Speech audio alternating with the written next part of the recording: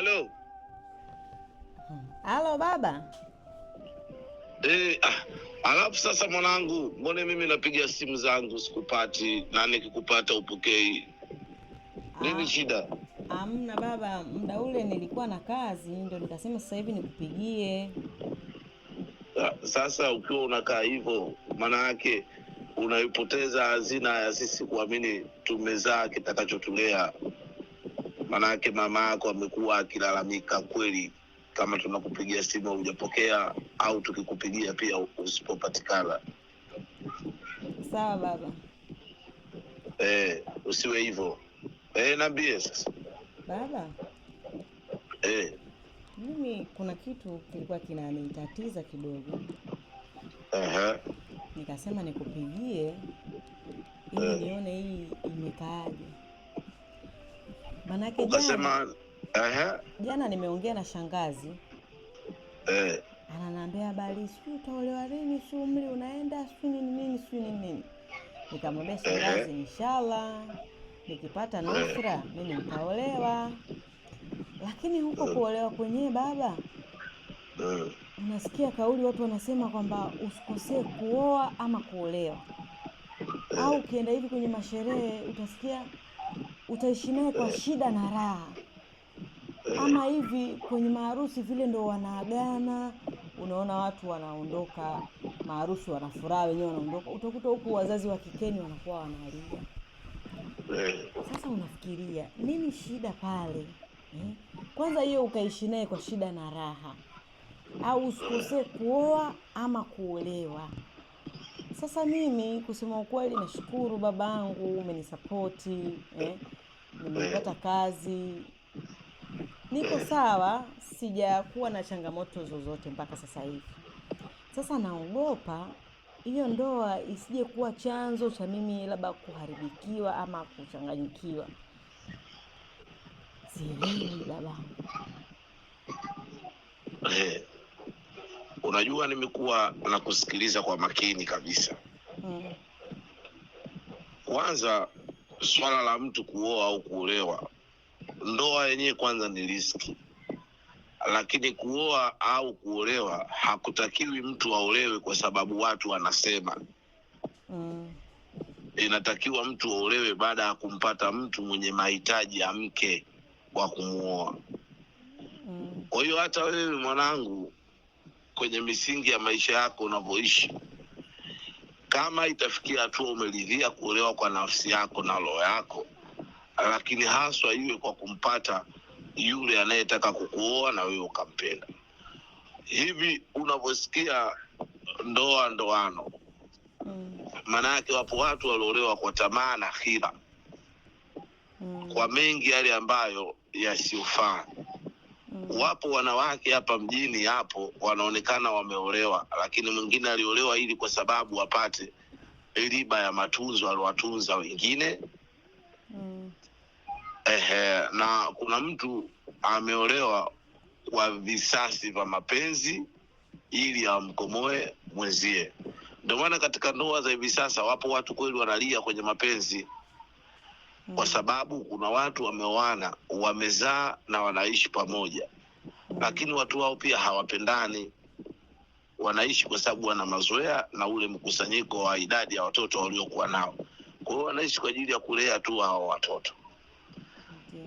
Lakini vile vile hizi ndoa zina misingi yake. Manake mtu unapokubali kufunga naye ndoa na kuoana, ni lazima mtu huyo naye hawe na radhi ya wazazi wake. Yaani wazazi wake au ndugu zake jamaa nao wawe wana radhi kwamba mwanetu nenda kaoe. Lakini pia kuna mwingine anaenda kufunga ndoa kwa sababu yeye moyo wake tu umetaka. Kwa hiyo hata wewe mwanangu utaweza kujikuta kwamba umeolewa lakini upo katika ndoa ya masimango, mateso na manyanyaso. Haina baraka ndoa hiyo. Kwa hiyo swala la kuoa wala lisije likakuumiza kichwa eti kwa sababu fulani anasema wewe hauolewi. Kwa sababu huyo shangazi yako unayezungumza hivyo, yeye ameolewa mara 3. Aliolewa hapo Buguruni kwa Mnyamani hapo. Sisi tukaweka sherehe hapo, ilipiga michiliku, ikapiga minanda hapo. yakaja madrasa mbalimbali kutoka Mwenge na Magomeni. Mahali yake ilikuwa ni shilingi 40,000 tu, lakini ndoa sisi tulioifanya ushereheshaji hapo ilikuwa kama 2,000,000. Lakini katika ndoa ile yeye akakaa miezi 2 na siku 14. Ndoa ile ikafa. Na miezi hiyo 2 hiyo na siku 14 hiyo akapata talaka 3. Akakaa hapo nyumbani kwa bibi yako, ikakaa mwaka ukuisha, akaja bwana mwingine alikuwa dereva wa malori huko, naye hivyo hivyo wakafunga ndoa tena, ndoa ambayo tena hii afadhali ile ya kwanza, hii ilika mwezi 1 na siku 9. Sasa ndoa alojitahidi nayo ni ya mwisho alipolewa na huyo Mlima Matikiti wa huko Kibesa. Mlima Matikiti ule, na ile ndoa ikaonekana wote tukaijua kwamba ndoa hii imedumu kwa sababu Mlima Matikiti alikuwa anakaa sana shambani kufanya shughuli zake shamba juu ya shamba. Kwa hiyo ndoa ni riziki. Ndoa yenyewe vivyo ni riziki. Tunapoizungumzia riziki, maana yake iwe ndoa inayoendana na wewe nyota,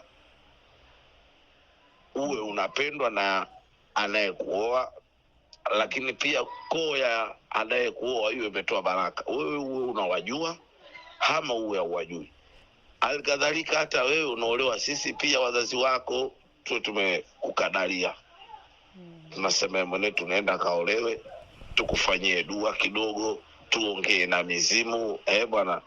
Basi wakubwa wote nao wanyooke, lakini ndoa si jambo lele mama kweli. Na hivyo ndio maana utakuta kuna watu wengine mtu anaolewa kwao watu ndo wanalia. Sasa yale machozi yao yanakuwa yapo katika mafungu mawili. Fungu la kwanza la shukrani, yanaweza akawa mtu aliyekuwa kaishi naye mtu yule alimkatia tamaa, kama hivyo anavyokatia tamaa, bwana mwanangu tena olewi, ndugu yetu olewi, lakini akapata mtu mpenzi, wakawa wapenzi, wakaoana. Mwingine anaweza akalia kwa machozi hayo, lakini mwingine akawa hanalia kwa huruma.